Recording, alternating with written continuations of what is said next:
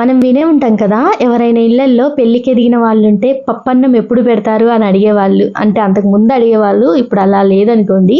అయితే ఆ రోజుల్లో అలా ఎందుకు అడిగేవాళ్ళో మీకు తెలుసా? మీకు తెలిస్తే నాకు కామెంట్ చేయండి. నాకు తెలిసిందైతే నేను మీతో షేర్ చేసుకుంటాను. ఈ రోజుల్లో లాగా ఆ రోజుల్లో ఎప్పుడు కావాలంటే అప్పుడు పంచపక్ష పరమాణాలు తినే అంత పరిస్థితులు లేకుండే.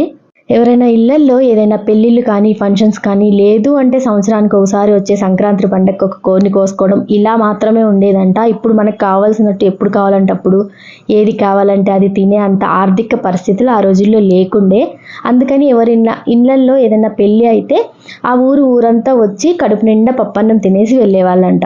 అంతెందుకు, ఎవరైనా ఇళ్లల్లో పప్పులు చేసుకున్నా కానీ ఆ వీధిలో వాళ్ళందరూ గిన్నెలు పట్టుకొని వచ్చేవాళ్ళంట, బాబుకో పాపకో అని.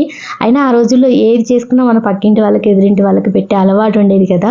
నాకు ఇలాంటివన్నీ మా నాయనమ్మ చెప్పేది. ఎందుకంటే నేను ఎక్కువగా ఆమె దగ్గరే ఉండేదాన్ని, వంటలు కూడా ఆమె దగ్గరే నేర్చుకున్నాను. సో చేసే ప్రతి వంటలు కూడా ఏదో ఒక టిప్పు కానీ, ఏదో ఒక సంఘటన కానీ గుర్తొస్తూ ఉంటుంది. అది మీతో షేర్ చేసుకుంటాను.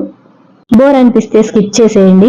నచ్చితే మాత్రం తప్పకుండా లైక్ చేయండి, సబ్స్క్రైబ్ చేసుకోండి. అయితే ఇవాళ ఒక చిన్న టిప్ చెప్తాను. ఎక్కువగా ఇళ్లలో పప్పు చేసుకునేటప్పుడు పెద్దవాళ్ళకి కానీ, కొంతమందికి అసిడిటీ ప్రాబ్లం ఉన్న వాళ్ళకి కానీ గ్యాస్ ట్రబుల్ లాగా వస్తుంది పప్పు ఎక్కువ తీసుకోవడం వల్ల అంటారు కదా. సో అలా గ్యాస్ ప్రాబ్లమ్స్ రాకుండా ఉండాలి మనం పప్పు తిన్నా అంటే, పప్పు ఒక 1 hour ఎలాగూ నానబెడతారు కదా. కానీ కొందరు ఏం చేస్తారంటే ఆ నానబెట్టిన వాటర్తోనే డైరెక్ట్ ఉడకబెట్టేస్తారు. అంటే కడిగి నానబెట్టుకుంటారు కదా, అలా ఉడకబెట్టేస్తారు. అలా కాకుండా ఆ నానబెట్టిన వాటర్ ఏదైతే ఉందో, అంటే 1 hour పప్పు నానుంటుంది కదా, ఆ వాటర్ని వంచేసేయాలి. మళ్ళీ ఫ్రెష్గా వాటర్ పోసి బాయిల్ చేసుకోవాలి. అలా అయితే దాంట్లో ఉండే కొన్ని అసిడిక్ పోతుంది. దానివల్ల పప్పు తీసుకోవడం వల్ల కొందరిలో గ్యాస్ ట్రబుల్స్, గ్యాస్ ప్రాబ్లమ్స్ అనుకుంటారు కదా, అలాంటివి రాకుండా ఉంటాయి. వీలైతే ట్రై చేయండి ఈ టిప్పు. అండ్ అలాగే వీక్లీ ఒక 3-4 టైమ్స్ అయినా పప్పు చేస్తారు కదా, అందులో ఇలా అడిషనల్గా ఏదైనా ఆకుకూరలు కానీ, కూరగాయలు కానీ యాడ్ చేయడం వల్ల సంపూర్ణంగా మనకి రావాల్సిన విటమిన్స్ అన్ని అందుతాయి అనమాట. ఈ వీడియో నచ్చితే లైక్ చేయండి. Thank you for watching.